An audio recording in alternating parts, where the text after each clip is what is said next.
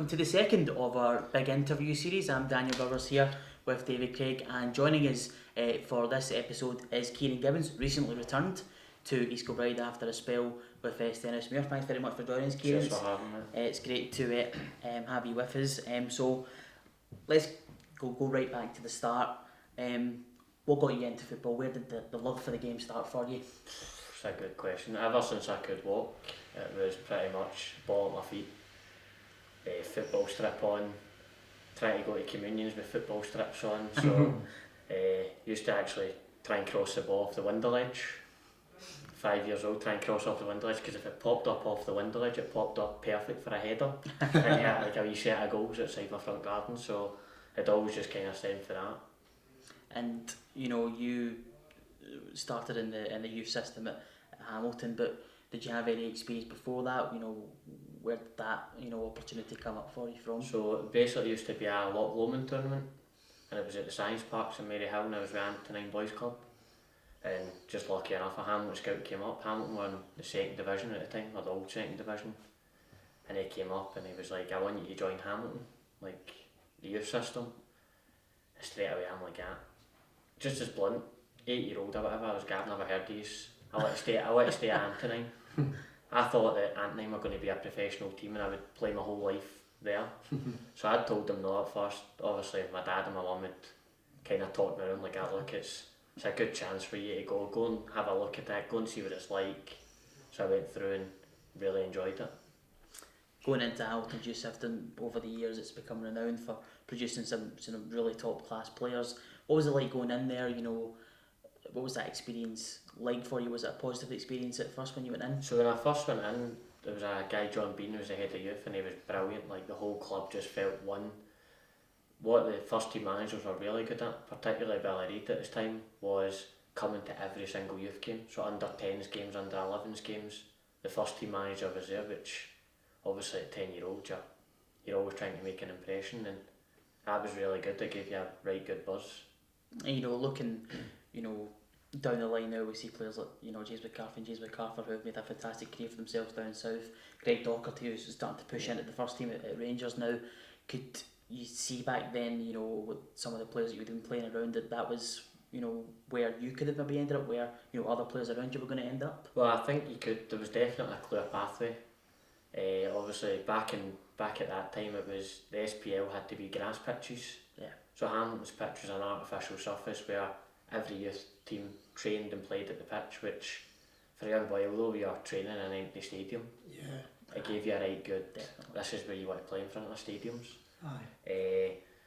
They then got promoted, and it's probably the worst thing that could have happened at that particular time from a youth point of view, because they got promoted and they had to change our pitch to grass, which then resulted in us training at Holy Cross High School, which had no changing facilities. So that led to me myself travelling an hour and a bit through to Hamilton. If it was raining, I was soaking going back, or having to strip off into my boxers to try and get home.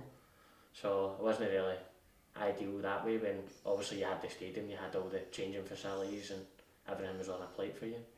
And just talk us through, what age were you when you signed? I was 9 years old when I signed. Years old. So what was the sort of process? Were you going on when you're playing a lot of football, through the different age groups? Were you getting the opportunities? Yeah, definitely. So as I said, you would train 3 times a week, Monday, Wednesday, Fridays, and then you'd play a game on a Sunday. Obviously the older age groups would play the games on a Saturday, so it was really good. But a lot of people don't see that there's a lot of sacrifices that get made at that, even at that early age, not from the player himself, but from the parents. Aye. I'm on a 4 and my mum and dad were coming in straight for work, having to kind of leave the other 3 to my oldest sister was having to like kind of feed the other ones so that they could take me to training, which is something that you can't. Huge commitment. It's massive. Absolutely. You can't underestimate that, and that's obviously happens to boys throughout the country or throughout the world, obviously. And as you progressed through the age groups, looking, at the, as you were saying, that pathway that was put in place, were you encouraged, to believe that there was an opportunity for you to maybe break into the first team? You were definitely encouraged. They were really good that way, that you could see at that particular time you could see the boys like McCarthy's, Brian Easton's, Yeah. they were all breaking into the first team. Even below that there was 19s always in with the first team in the bench, so there was a clear pathway where you did see yourself in 5 years time, can I be that guy? You always did see it, and obviously circumstances obviously changed. Yeah, and obviously depends how much you want to go into it, but how did it all break down at the end, and how did it make you feel, because it was a very, very difficult, set of circumstances. So I'd always been brought up with, have school behind you. If your schoolwork starts to fall, there's no football. Yeah. I'd always been brought up with school was first, football was second, because football was a hobby. At that particular time I was coming in for school, and I was coming in for school, not really eating. I was having a sandwich and then having to go straight back out the door, straight to training. I'd actually mentioned it to Frankie McAvoy, who was ahead of you for this time, and he'd said, look, that's every player trains in 3 nights, like we can't do anything for you. So I was like, no worries, look, I'm going to leave at the end of the season. I turned up for pre-season. I quite enjoyed it again. Billy Reid had came down again, he'd said he'd seen similarities, he told me again, gave me that clear pathway where I was like, you know what, I'll give it another year. If I'm still kind of falling behind in school, then I'll stop and I'll go and continue on my studies.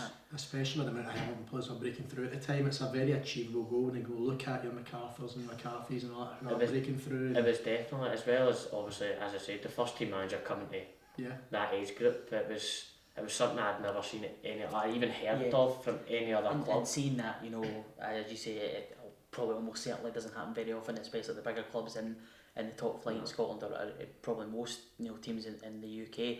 That must be a great thing to see as the first team manager, the guy who picks the 18 every Saturday against as the Celtic, Rangers, Aberdeen, Hibs, thinking, wow, he's actually taking a real making a real investment in the youth system here. That must be great to see. No, it definitely was, and that's another reason that it was actually funny, that contract I signed. Usually you always sign it at that age because you need the parent and guardian there. You usually sign it with the parent. You go into an office, you sign it with the parent. On that occasion, I signed it in front of the boys in the changing room. They then took the sheets out to my dad at the bent football pitches, and my dad's like, ultimately it's his choice. If he's signing it again, I'll sign it. So there wasn't even a discussion between us, like. Oh yeah, but the carrot is getting dangled, and it's. No, as I said, it's a great pathway club to try and make it. So if you do get an opportunity, you'd really have to have strong reasons to turn that down at that age. Do you know what I mean? It's totally that. Yeah. That's what I said. It was ultimately that I'd always wanted to be a footballer. I think every kid has that dream. Yeah. On that one, the year passed and I was like, look, this time I'm going to go because I need to get my school. I need to start eating properly. I need to, because as I said, I was coming in. By the time I was getting in, I was doing my homework at 11 o'clock at night, up for school at 7 the next day. So I was shattered. I was a walking zombie, I think. You know what I mean? So I said to them, look, don't offer me a contract. I'm not going to sign it. Unbeknown to me that they can retain your papers for the following year without you signing anything. Right, so there's a year's roll on then, effectively, if you sign, then you've got to give a year's notice before you can leave. Yeah, but that's not. I don't know how it is these days for obviously youth systems, but at that time there was nothing explained to that. So obviously you just sign the year. You think I'm there for a year. If I don't enjoy it, I can go back to my boys' club. Yeah. So I tried to go back to my boys' club. Played a game for my boys' club, and Falkirk had offered me a trial. So I thought, I'll go and have a look. Again, if I enjoy it, I might get that buzz back again. At 13 years old, I was like, there's nothing to lose. I went in, was really enjoying it, was buzzing with a new coaching that I hadn't really seen before, and got told that Hamilton wanted £9,000, which for a 14-year-old kid, I certainly wouldn't pay it. Wouldn't even pay it now for myself. But so obviously that was it, and then there was PFA ended up getting involved. There was a lot of, I said, I was just a kid that I didn't really know what was going on. My dad had to get involved. There was a lawyer involved. There was government aid involved. It took a year where I ended up being the guinea pig. Right. Where now if it happens to kids, all the paperwork's there that it shouldn't happen to another kid. Right. It does give a bit of pride in that one. You're a Bosman then? Yeah. I'm the guinea pig in that range. So, but the only football I played properly for a year was school football. That's the only football I could play. I was like Jack Nicklaus. I was just bouncing about clubs. You know what I mean? I was. See, at that age, your kids just need to play. Do you know what I mean? That's It's a key age. At 14 years old, just play and and enjoy especially it. in Glasgow, other distractions start coming in, as you can see in front of you. You know what I mean? Besides from everything that was going on behind the scenes to try and get the situation sorted out, you said not being able to play football must have been so demoralising for you when you've got that maybe a year, before 2 years before told this is a real opportunity for you. You can maybe break into professional football, and then to go to that, it just must be so difficult for you. It was really difficult. I'm not going to even lie, because you're that year before the dual age group. Under 17s becomes a dual. Right. And I knew at that time, I was if I'm not playing under 15s at a level, nobody's going to take me at under 17s, because everybody at that age, boys start going full time. Yeah. Usually the boys that are 10 will always get the full time, so I thought nobody's going to touch me. However, that was the last thing on my mind, because I had to catch up in school again. Aye. And I'd always been told have the school behind you. So I went back, but the hardest thing for me was you'd play 3 games with a club, you'd get to know the boys, you'd make pals. I could only stay there for 3 weeks. Yeah. I'd need to move on to the next one. Right. So at least my social skills upped again, but you know what I mean? That's brilliant. So after that was all, done and dusted, the situation had been, I suppose, resolved, although maybe not in the most ideal way for you. It was then on to Aberdeen, and what was that experience like for you? So I'd actually went back to my boys' club again, Antrim, because that's all I wanted to do, was go and play football. Yeah. Kick the ball about in the garden to play football. I didn't kick the ball about in the garden to see how much money you can make, see where it takes you. Yeah. I said I hit the window, wasn't it? Wasn't it to see how high I could play, it was just for the love of the game. Aye. Lucky enough, it was an old coach of mine that got a job as a scout at Aberdeen, and he'd passed my number on to Peter Weir, and Peter Weir took me into the science parks, and honestly, the first night, I can remember then the first night we did this running thing, I was getting overlapped. Yeah. I was getting overlapped, and I was going, I'm miles off this now, like, I'm so far off this, because I'd went from being as fit as anything, missing a year, to being right down the bottom now. Yeah. There's no regular football. Do you know There was no regular football. You're just playing bits and pieces. At that age group, you're not going to go out running yourself. And school football's not going to be as intense as that level as well. There was nothing as intense that full year to that level. So I came obviously trying to get an under 17s, that dual age group deal. And to be fair, when I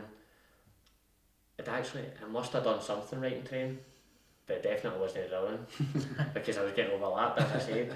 But Peter obviously seen something in me, and he stuck by me the full way, because even the trial games I played, I sometimes feel sorry for boys getting 3 trial games, because the trial games you can be rotten. Yeah. Because you're not used to the way boys play, you're not used to their style. And the trial games, I was probably average, where it was probably kind of hindering on where do you go. The lucky thing for me was it was October, and Aberdeen do a thing in October week where you go and stay in an army barracks and train full time. So they get guys over from Ireland, there's German boys, everyone just comes together and you play wee games. And the first game we actually played, I was brilliant. Like, it was one of the ones I came away absolutely buzzing. And I was like, I've got a chance now. Like, I've actually got a chance of signing here. Like, Aberdeen, massive club. I was like, I came away in cloud 9, like, bloody hell, I've got a chance here. And then the second game, I played left mid. And I'd never played that in my life. I was going, they obviously think I'm a daddy here.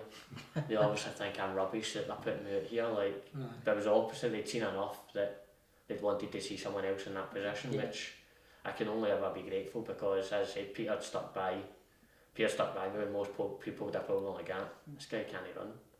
He's unfit, like, get rid of him. So just, you mentioned how huge your club, it must have been a totally different experience from going in there to what it was like in Hamilton for you. What would you say were the main differences? So again, I was able to last longer than 3 weeks at this club, so it was ideal that I eventually got in.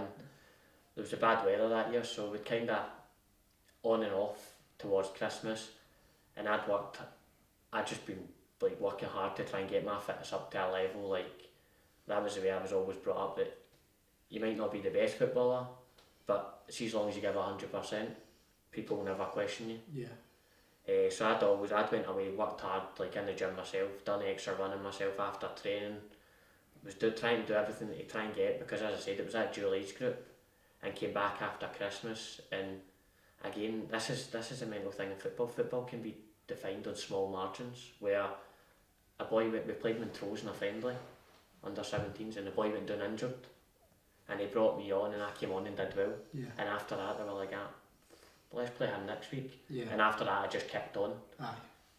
Played the 6 months where I trained down in Glasgow and would get the bus up, and then got offered the full-time contract, thankfully, which at first I actually said no to, because again, I wanted to go and do hires. Very few people actually make it in football, and it's still proven to this day where you always need to have something behind you, where I was going, look, I'll go and do my hires, I've still got another year 17s, if I get offered at the end of 17s, then I'll do it. Aberdeen then came back and went like, look, we can put you to night college, which I ended up doing. I ended up playing football during the day and going to night college at night, which probably got a wee bit of slagging for, but it didn't bother me being a geek. And ultimately that is something, you know, that you will have benefited from since, you know, and just, you know, going overall in that experience, you know, why do you think maybe it didn't quite, you know, work out for you? Was it just maybe that dual focus, you know, of no, ultimately it didn't work out because I wasn't good enough. Like, simple as that. There's people beat around the bushes, and ultimately I had better players in front of me, but I couldn't argue with that because he was honest to me. He had the likes of Ryan Jack, Barry Robson, like, there was players there that if I'd stayed there, I would have just sat about. And he knows, his words were to me were, if you're sitting about, you'll just chat in my office and you'll become a pain. Because I'll go back to the thing that I play football, we play football, like, I don't play. Once I retire, I can sit and watch it, but ultimately it doesn't matter whether it's at my local amateur team, St Joe's, or whether it's at Celtic or Rangers. It doesn't matter where it is, you play football to actually play football. So that was ultimately the reason, but I was glad that his honesty. So that experience comes to an end, and it's, you know, you move on then to Livingston under Mark Burchell. How did that all come about for you? Well, obviously, I was still on a high that we'd just won the league at Aberdeen, under 20s league, which was the first time they'd won it in 25 years or something. Was the captain, so Mark Burchell actually came to the game, the last game of the season. We played Hibs at Spartans pitch, funny enough. Oh, right, okay. That's what it was held. And I actually remember playing, and I'd done alright the first half, but as I said, I'd just been told I was getting released. So I came for the buzz of winning the league, being captain, to getting released, where in football I don't really get too high with the highs or too low with the lows, which is probably the best thing I could ever say to anyone coming through, because you probably get more lows in football than you will highs. So he came to the Hibs game, and luckily I'd seen enough that he'd phoned me straight after and was like, look, we know you're getting released, like, we'd be really interested to offer you a contract. Obviously I had a few other things there. Stranrad came in, Ian McCall offered me a trial. The other two had offered me a deal, but Ian McCall offered me a trial at United. So as I said, I went and looked at every club because I wanted to see where I would enjoy it the most. Mark Burchell just sold it for me. See, he told me I'd play every week in the Championship. Rangers and Hibs were in the Championship. That I was like, see, playing again in front of that atmosphere, in front of the crowds. It's what you dream of as a wee guy. That's a no-brainer, So went and took that opportunity, and it was honestly, it was really good. Like, playing every week in the Championship was a really tough league, and obviously we'd went through the financial trouble. Well, they'd went through the financial trouble a year before, so the squad was kind of made last minute, but it was still a right good group of boys and that. And were you literally straight into the team? Straight in pre-season, straight in the team, and then never lost your place? Aye, straight in. That's what I said. It was only until he got sacked. Right. He got sacked at Christmas time, where ultimately the boardroom gets to decide the decisions. Whether players agree with it or not, it's nothing to do with us. But he'd got sacked, and his assistant took over, Davy Hopkin, and it was one of the ones, he'd offered me a new contract. However, it was one of the ones that would have been substantial. I think it is, mate. I thought you went we'll to go school. that. Would it be substantial in later life, like as you're growing up? And I took that opportunity to go, look, I'm going to take a back step, go part-time and start an apprenticeship or something, try and use the academics that I had. Going back to when you first broke in, Mark Burchell famously came out with the line, Kieran Gibbons could play for Scotland. Had to be the Bears. Kieran Gibbons could play for Scotland one day. How did that come about then? It was off the back of the Rangers game, wasn't it? It was after the back of a Rangers game where all sorts went on.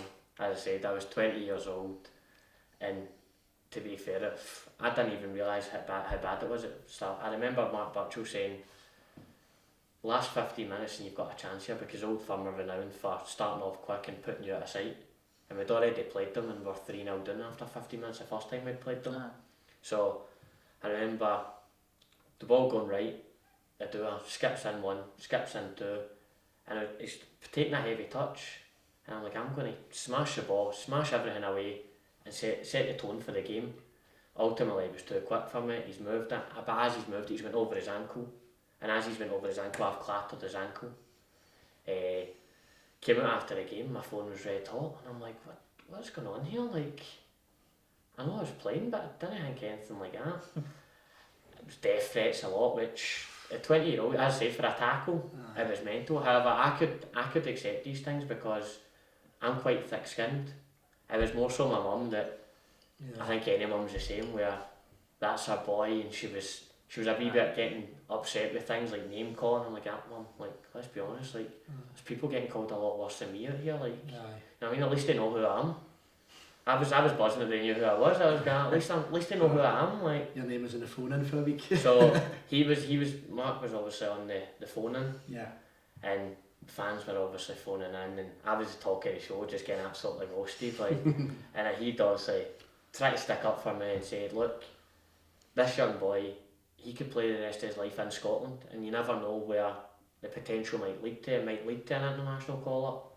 Obviously, journalists then get a hold of it, and they're like, he's getting called up for Scotland, which has never happened, still waiting for it, you know what I mean? Steve Clark's watching, and Burchell was quite adamant in his defence of you at the situation. What was it like to have the manager be so, not defensive, that's not quite the right word, but, have just come out and said, you know what, this is a young boy, it's a mistake, it wasn't a mistake, but, these things happen, and we never went out to hurt the player, we never did anything like that. Must have been good to have your manager, especially on a national radio phone, and back you up like that. No, 100%, like the backing from himself and even the fans. Like, I remember the next game, we played Queen of the South away, and I came up the tunnel and the fans are singing my name, and like, so that gave you it goes two ways, doesn't it? I gave you a buzz straight away. That thing is, and still to this day, the best game I've ever played in my career was Rangers at Livingston.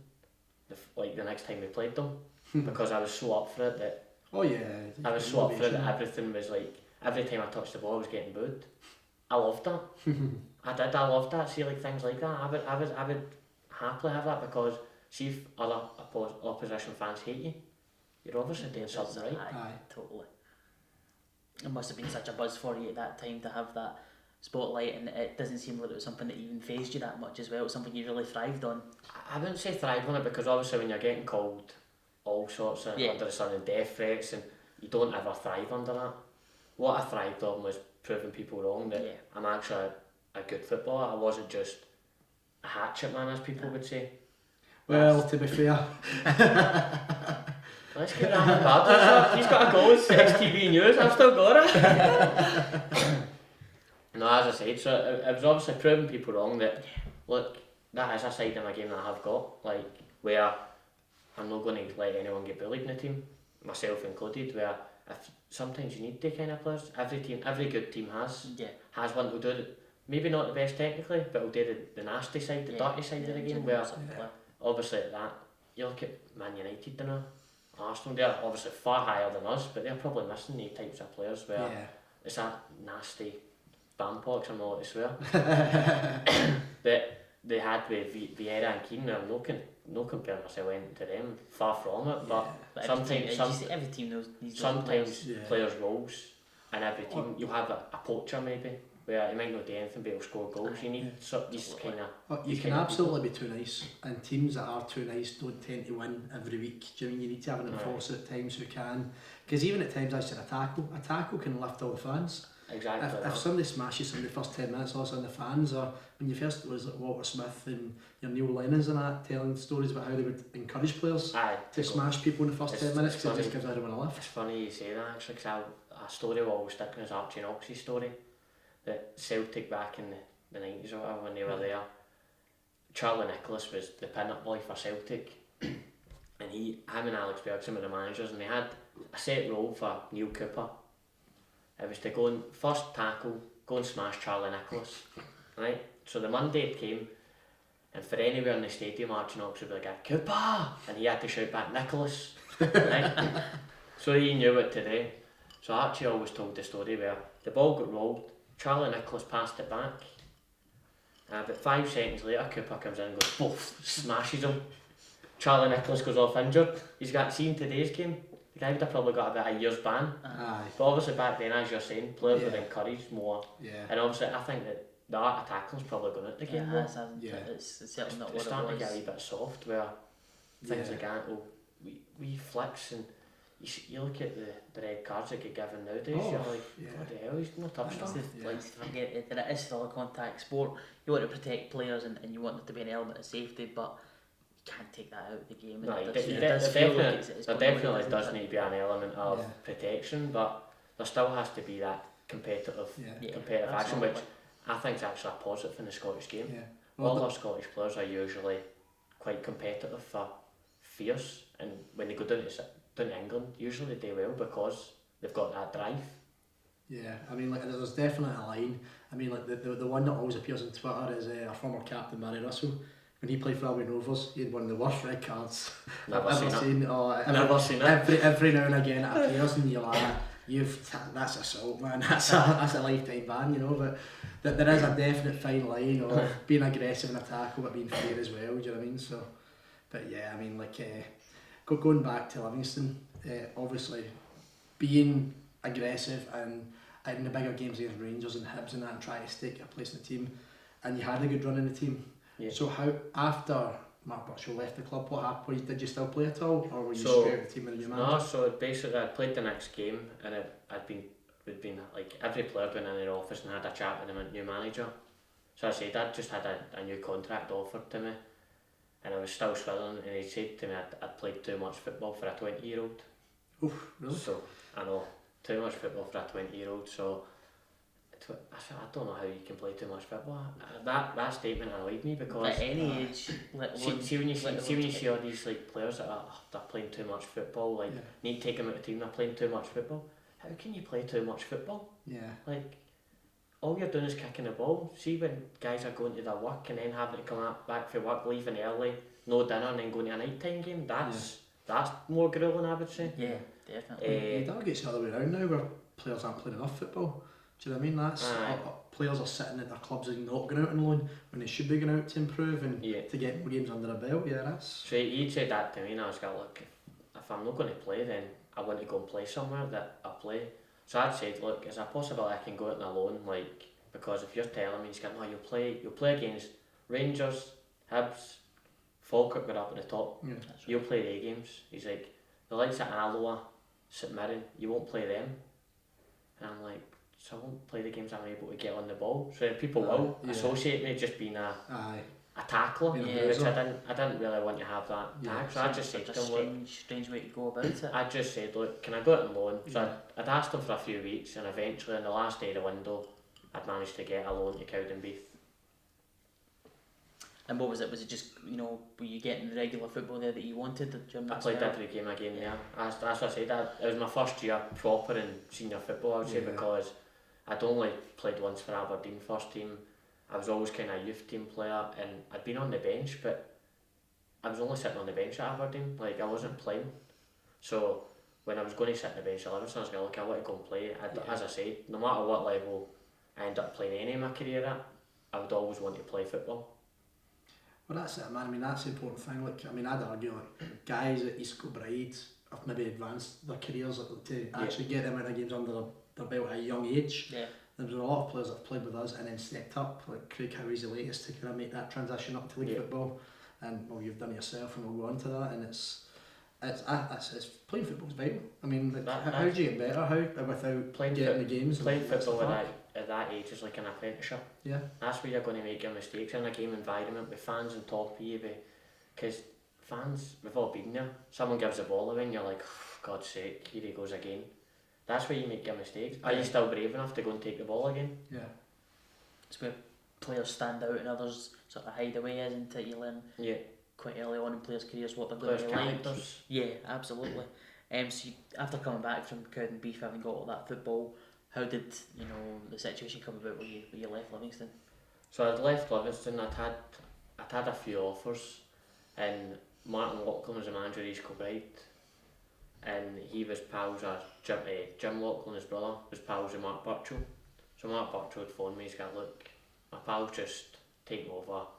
You'll love him, like enthusiastic, madman. You'll get on brilliant with him. Just got, will I? What are you trying to say?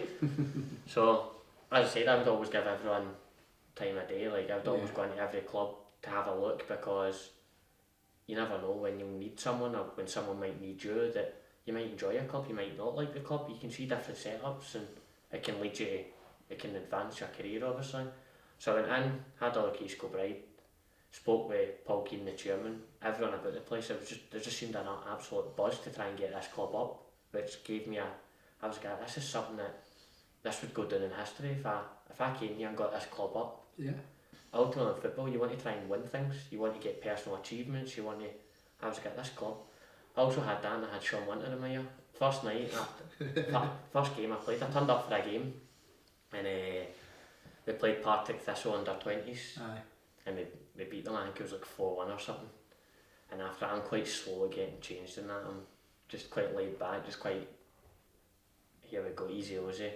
And I remember it was only me and Wintle left. Right. I tell you what, Wintle could sell Santi an Arab. He is very convincing. He was telling me all sorts about private jets and the law. And I'm like, that sounds some lifestyle you've got. So, but as I said, after seeing the club, after playing the game, I just got that buzz. I was like, this seems like the right club. I had higher offers, but for me it was all about the right club, the right place where I'm going to enjoy my football. Yeah.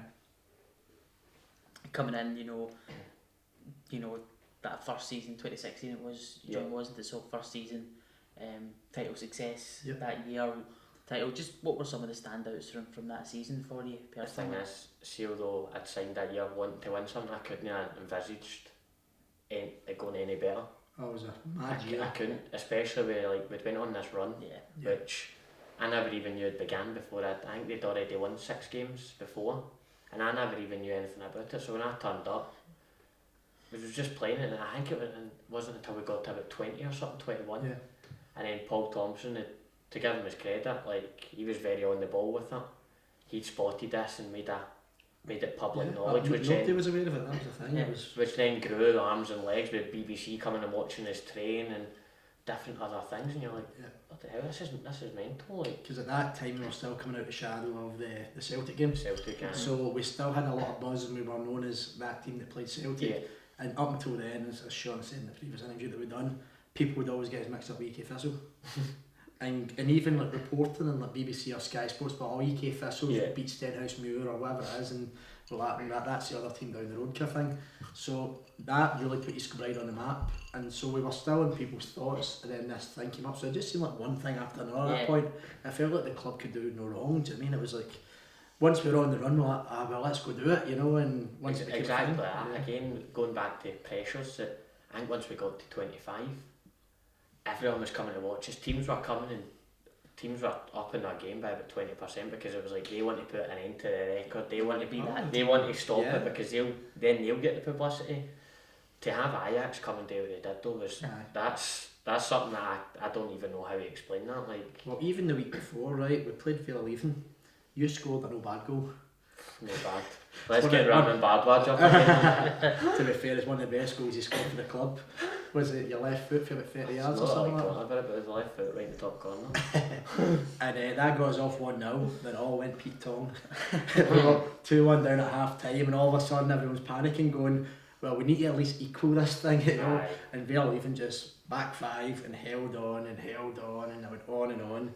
Then we eventually got there, and the end we ran out 4-2 winners. But as I said again, a team that came and they were brilliant on the day. Like, and the pressures did start to get to you, because you were starting to feel, see, the closer you were getting, the worse we were playing.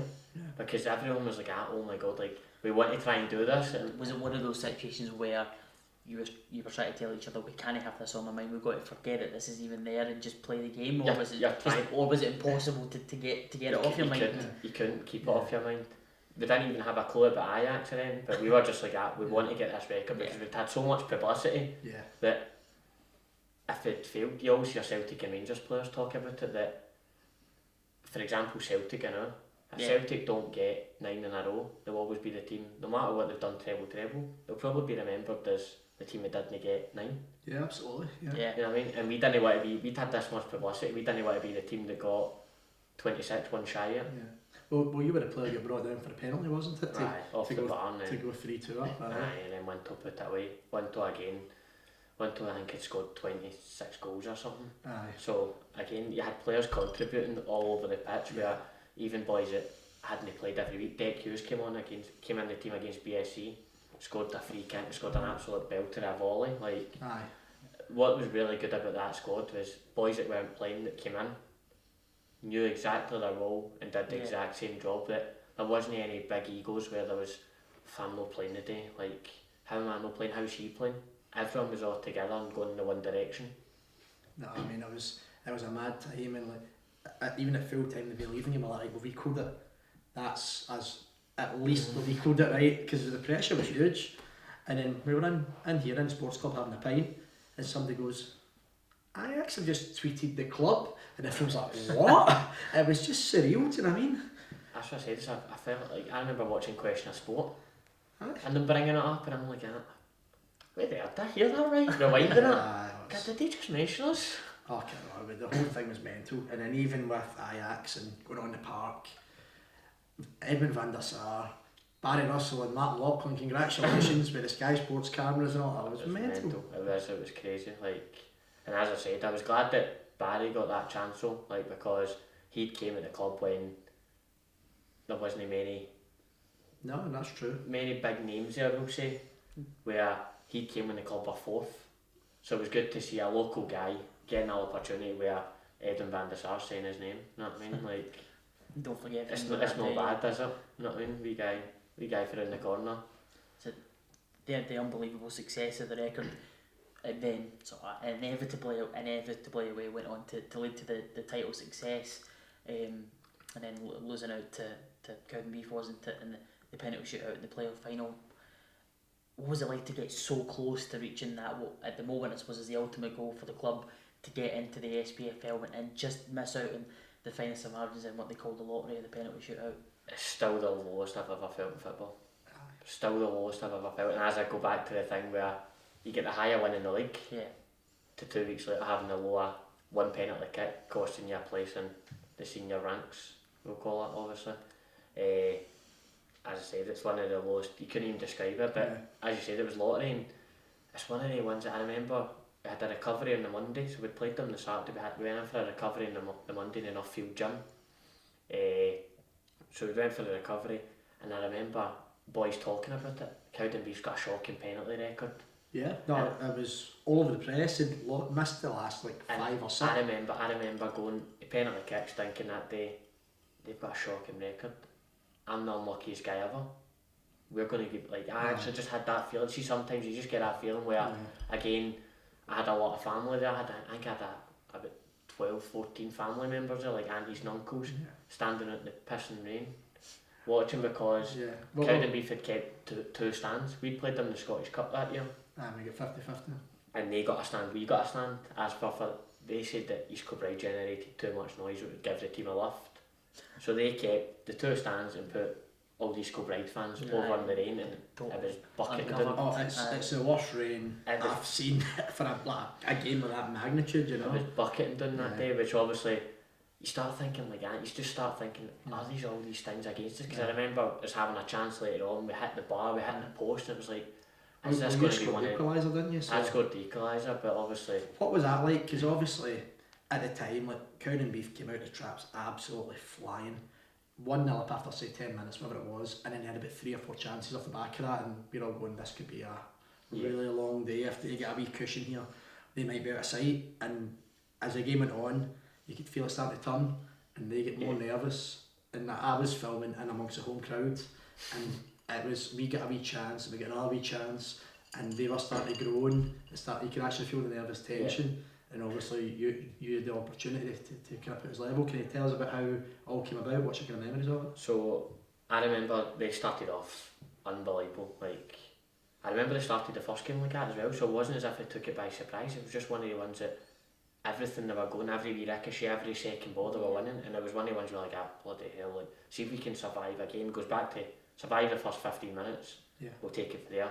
Fraser Mullen obviously has a good strike, deflects a wee bit and goes in. And then started getting, and I felt after that, hold on a minute, like we just started imposing ourselves, and after that I felt there was only going to be one winner.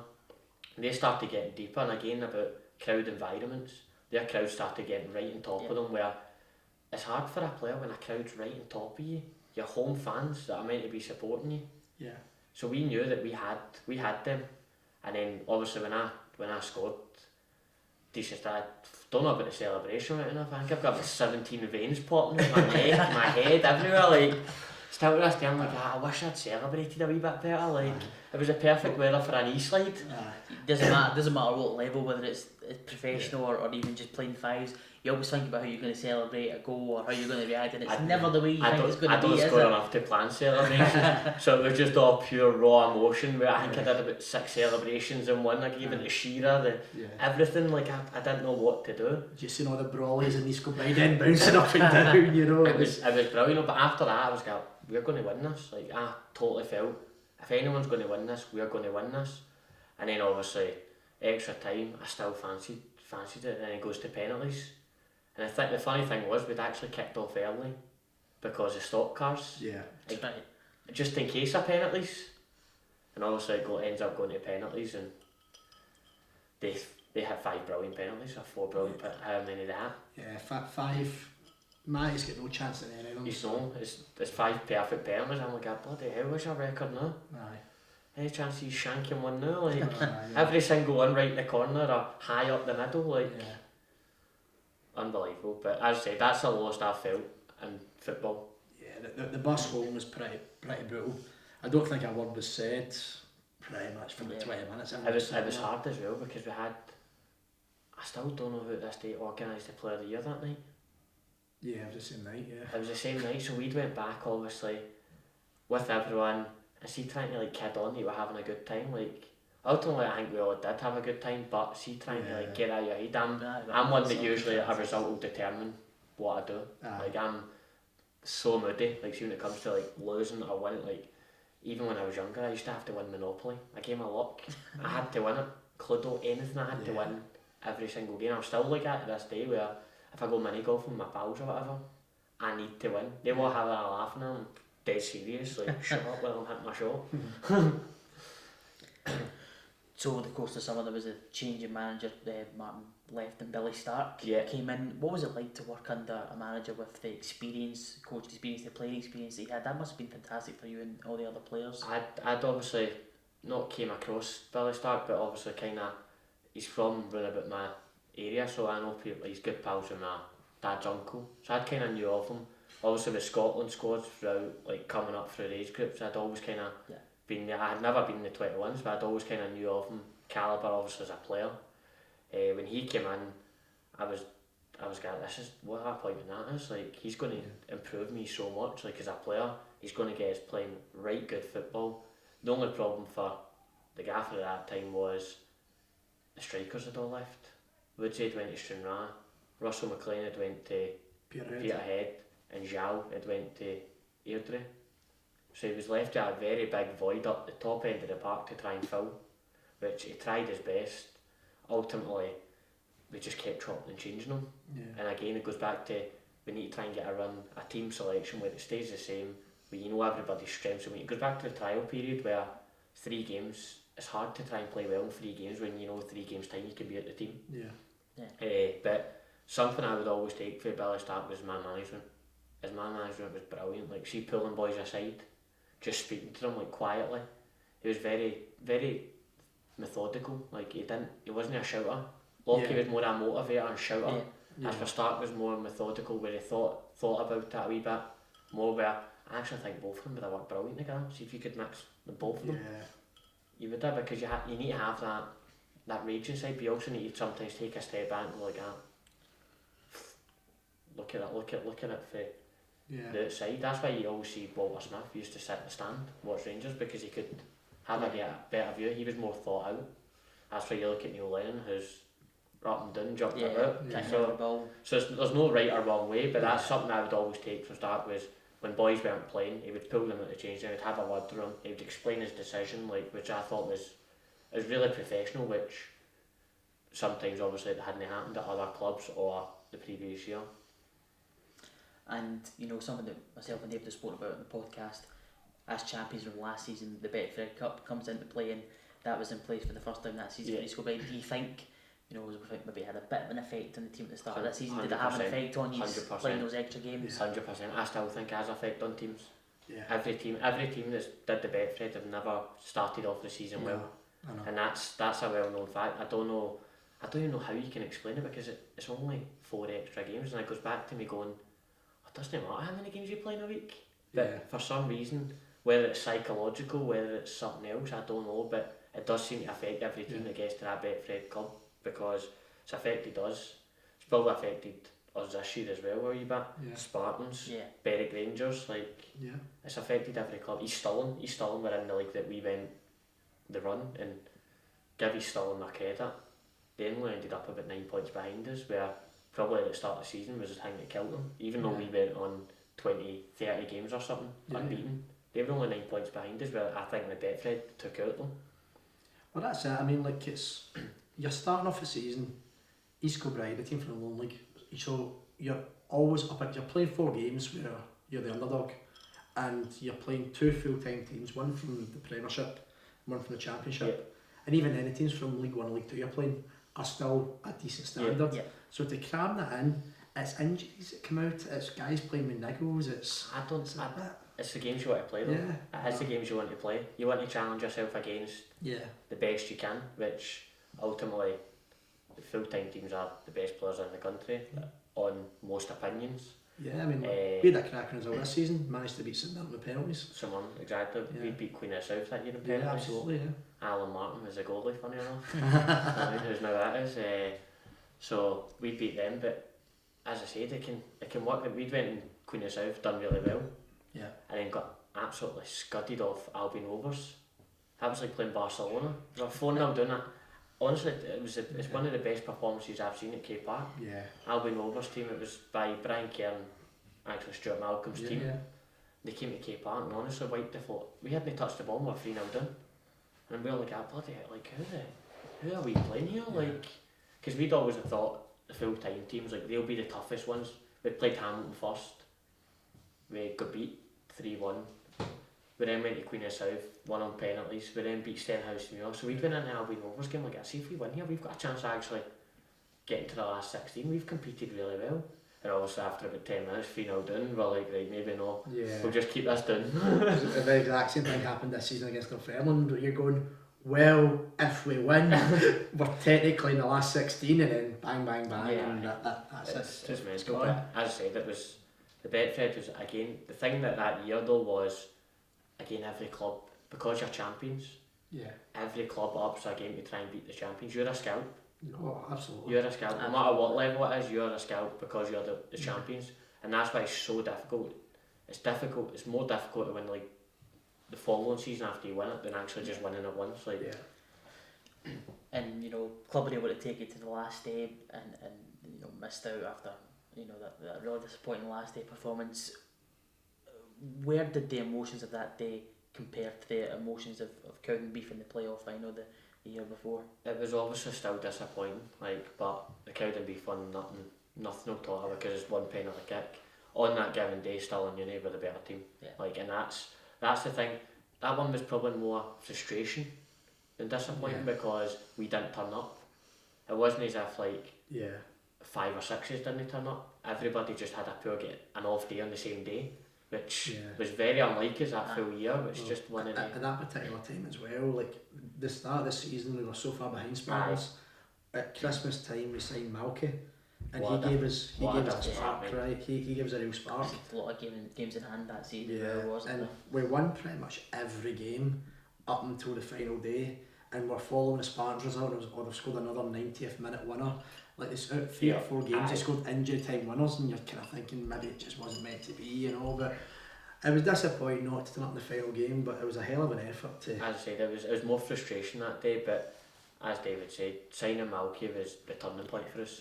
Malky was something that we hadn't had that full year. Ross McNeil was up there by himself, and Ross McNeil was brilliant. Yeah, like, a great season. But to put all that pressure on one guy was very difficult. And then when Malky came in, they both played up front. Yeah. What a difference it made having 2 strikers that were scoring 20 goals a season.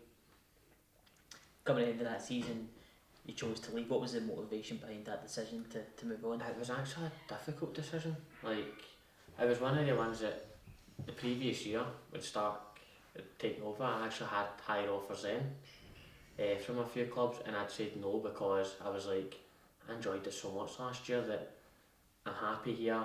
The club is the right club for me. I just want to play football, like I'm happy.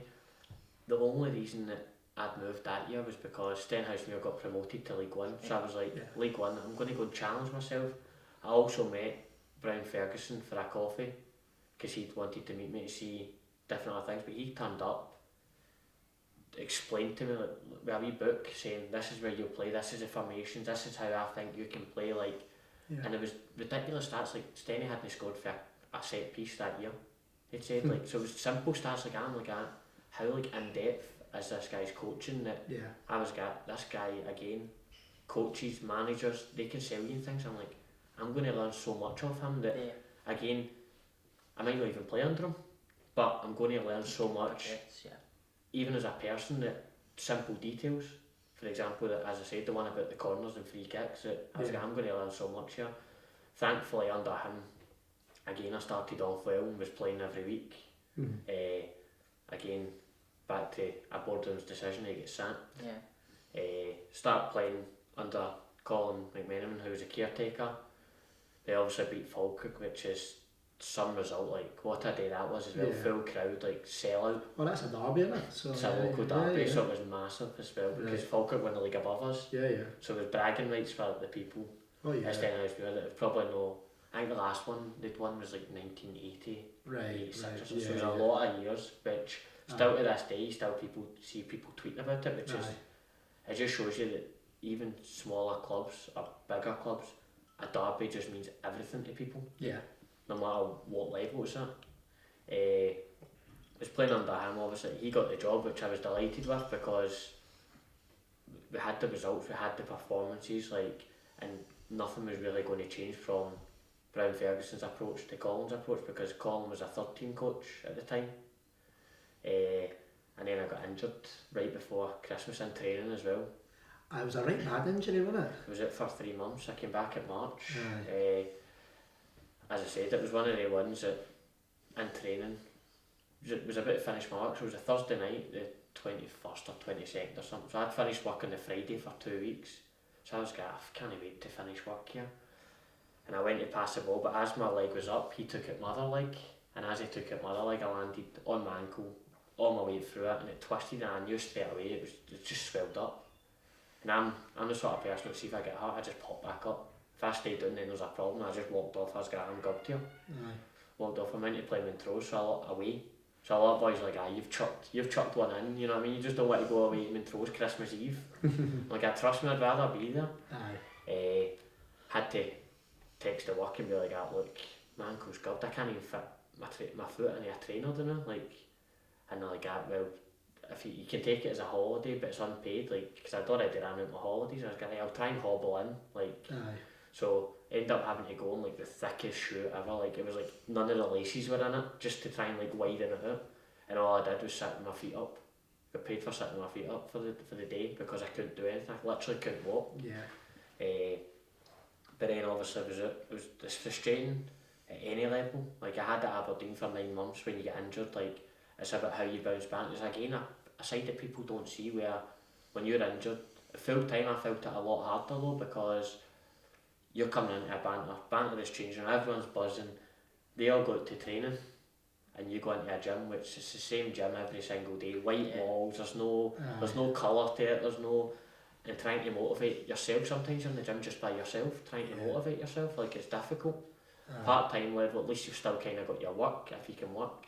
But it was frustrating turning up on Saturdays, and at that particular time in January, we were going through quite a sticky patch, where we got beat 4-1 off Arbroath and then 5-1, and I was like, I wish I was out there trying to help the boys. Like, obviously, probably would have made no difference to the scoreline, but at least you're part of it. Yeah. You don't feel you can make a difference. You don't feel really part of it, because I was turning up on Tuesdays and Thursdays for treatment, like Thursday nights, all the boys are out to training, you're watching training, like I want to be out there.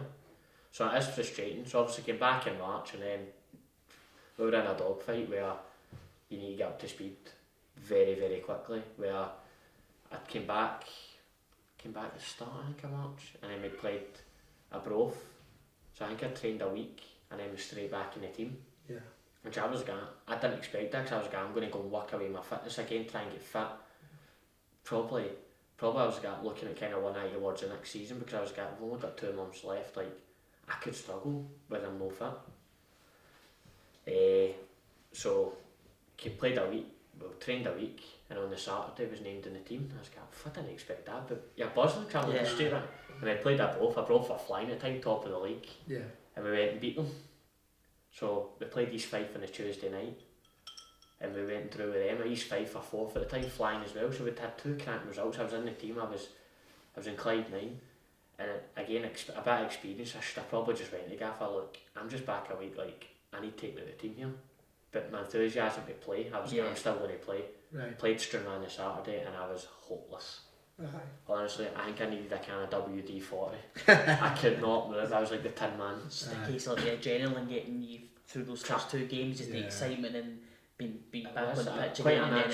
Quite a natural person anyway, so it was one of the ones I think, as you said, adrenaline probably got me through the 2 games, and then once because it was such a short gap, I was so buzzing, I was just pure going, and then until I hit the Saturday, we've got the longer space, I could feel it Friday night, I was going, this doesn't feel right. I was in the like, I went in the pool, I was on the foam roller all night, I'm like, how are my legs still so heavy? Like, I honestly felt like carrying lead, and then obviously, as I said, turned up and I was hopeless, like, but see, the thing is, it's how you bounce back for these things. So the following week I was on the bench, I had no complaints, and again the following week I was back in the team, so I was kind of in and out of the team towards the end of the season, which again goes back that me personally, the best football I've played in my career has always been when I've had a run, like, of consistent games. I'm not really a quick starter, where I need probably 2 or 3 games to get me up to speed, which sometimes obviously in a relegation dogfight you can't get. Can't afford that. You can't afford to get, so.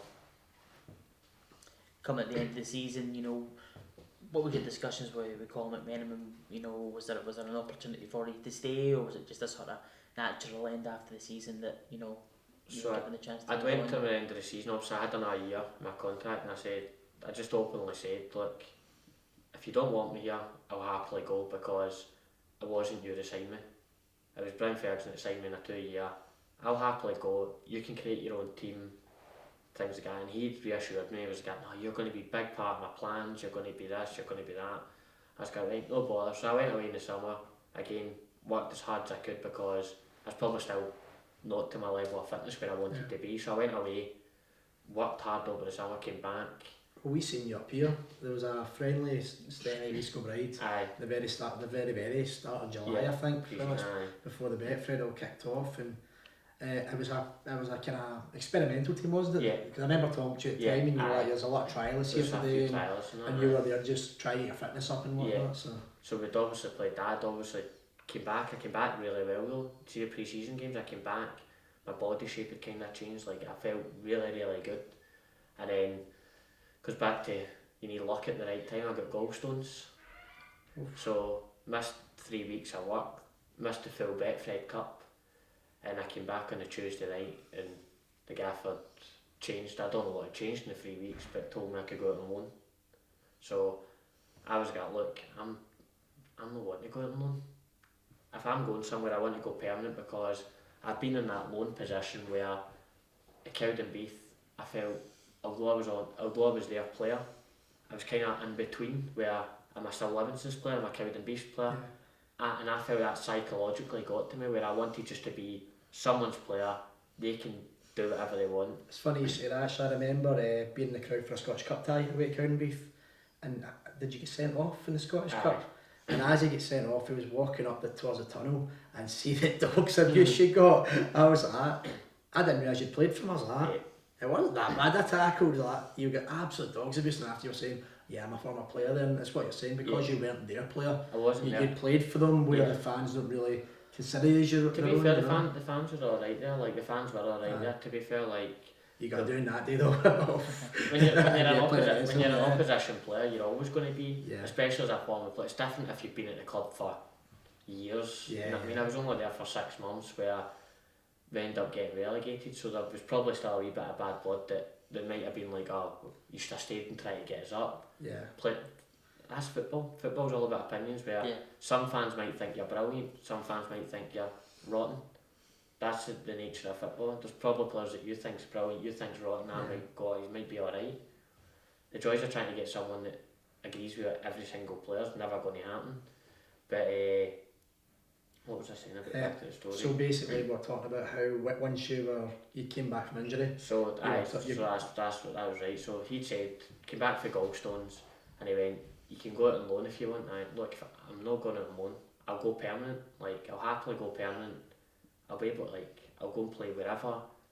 If you want me gone, then I'll go. And he went, I don't really want to lose you. So I was obviously a wee bit kind of confused. We'd end up playing, again I don't want to go there now because I need a week to try and get myself up to fitness.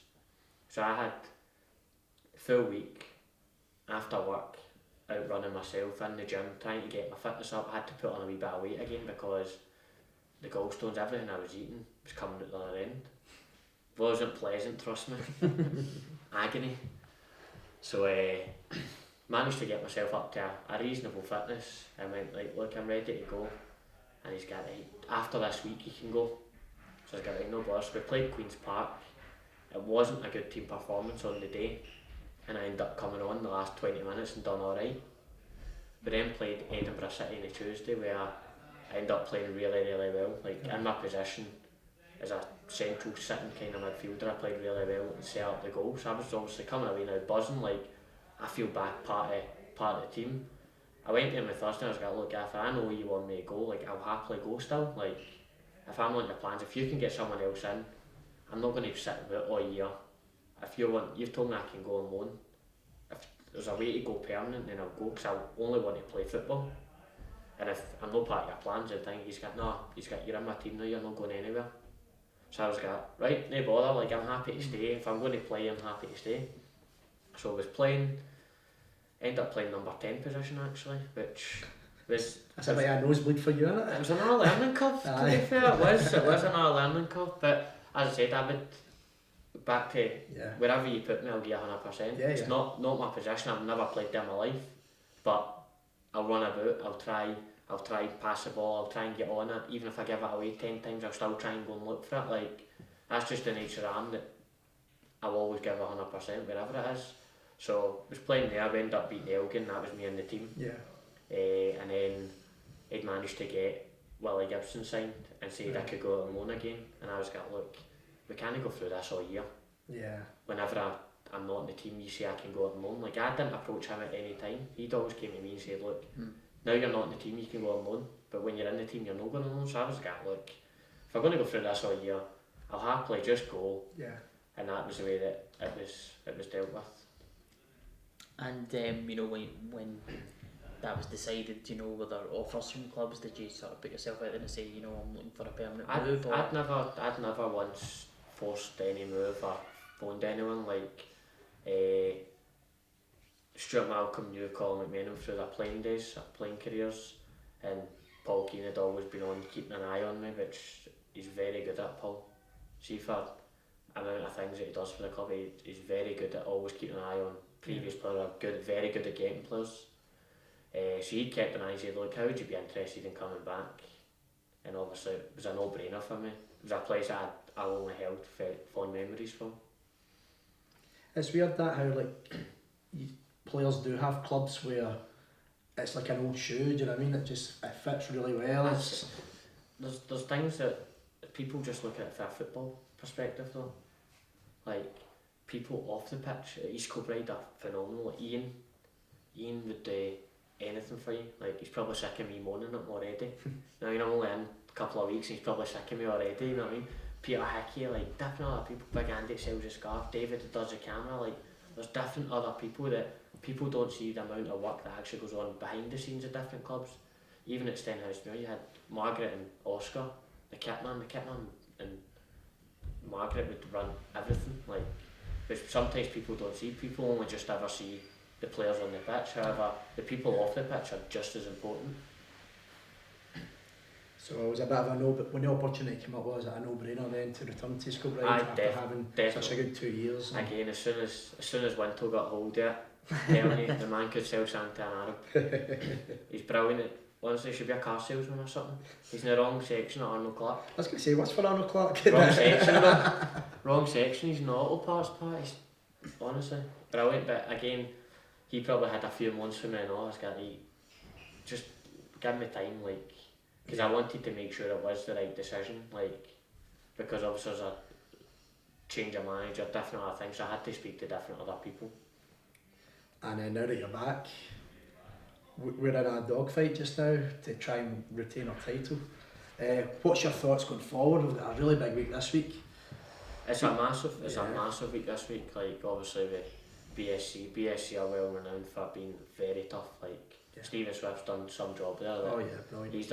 He's done a really good job, because obviously when I first signed for East Kilbride, BSC were a mid-table 10th kind of team, and after that they've always been up near the top, very tough to beat, so it is going to be difficult. And then obviously Bonnie Rig Rose, who are a bit of an unknown quantity than I've never seen them. I know the boy Dean Brett that plays for him, who was Cowden Beef captain when I was there. So I only know him, but again, from reports that I've heard from him, again, they're not at the top of the league for being mugs. But the reason I came back to East Kilbride is because I still believe we can win something. Again, it goes back to things in football where you want to win stuff. I still believe that the club can compete to win something. And does it still feel like a bit of unfinished business that you're part of the team that came so close in that day at Cowdenbeath, that it is one of the things that you want to get on your kind of highlight of your career, you know, get promotion for the town? Definitely is. Definitely. There's no question about it. See, although that I came here, the club were good to me, I was good to the club, like, played well, different other things. There's still a burning thing there that says we didn't actually succeed in what we wanted to do. See, although we did the Ajax thing and the club played Celtic, and there's still that annoyance where we've actually not succeeded in what the goal was at the start when I first signed. And, you know, just going forward this season, you know, as David said, it's a bit of a dogfight right now. Do you think that the club can emerge and push for that title again this season to I think in these sort of things you find out a lot about the club. Every club will go through it. There's bigger clubs, without sounding disrespectful, in East Kilbride that went through harder times than this. Like, we're saying this is everyone seems to be, it's in turmoil, but well, I wouldn't say it's in turmoil. Maybe the nonsense I was, but you hear a lot from out with the club where a lot of people are saying they've not started well, they're this and they're that, they're not as strong as what they were. But when you set the bar so high the previous years, if you don't live up to that, then it's a very easy thing to say, isn't it? Exactly what I was going to say, that the bar was set so high that the previous years that sometimes you take your foot off the gas for a couple of games.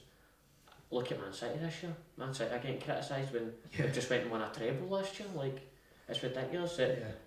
But that just shows how far the club has evolved, I would say, is that not winning in 2 games, everyone's like, bloody hell, East Kilbride haven't won in 2 games, where if it happened 5 years ago, people would have probably like, EKFCTV haven't won in 2 games. Yeah, absolutely. So it shows you how far the club has actually came in a short space of time. But you find out a lot about the club because everyone within the club is still all together and going in the one, like, want to go in the one direction, where obviously in other places, other workplaces use it to a working thing. Sometimes people might be like, it's starting to get too tough here, but everyone's still fully focused. Yeah, well, that's what me and Danny have been saying this for the last couple of shows, that this year's probably, whoever wins the league at the end of the season, it'll be the lowest points tally because it's the strongest the league's ever been. The strength and depth of the league, there generally is about 3 or 4 teams that have seriously strengthened and are going to have a right good go with it. I mean, Bonnyrigg Rose, promotion to top of the league, and that's their ambition. You know what I mean? They aren't just here to make up numbers. They are here to try and win the league. And there's a Cove Rangers element of it. They want to progress. They want to move up. I think if you look at League Two now, Cove are top, and Edinburgh City are second. If you look over the last couple of years, Cove have came for the Highland League and Edinburgh City have came for the Lowland League. So there clearly is ambition from clubs, and everyone can see. It goes back to the pathway. Everyone can see the pathway now that these clubs are going in there. They're competing. They're right up the top. Probably the 2 favourites to win it at the start of the year. So definitely the league is definitely stronger, which can only be a good thing. Even if you look at Scottish Cup results and whatnot, how often now do you see Lowland League or even Highland League teams turn over your League 1 and League 2 teams? It happens more often than not, to be fair. No, so it's definitely getting closer, but you could always say the Scottish Cup can throw up many shocks, you know what I mean? Like junior teams are even throwing up shocks where you didn't expect it. Yeah. Well, thank you very much for your time, man. Cheers, I appreciate that. So thanks again to Kieran, and we'll see you next time for our big interview.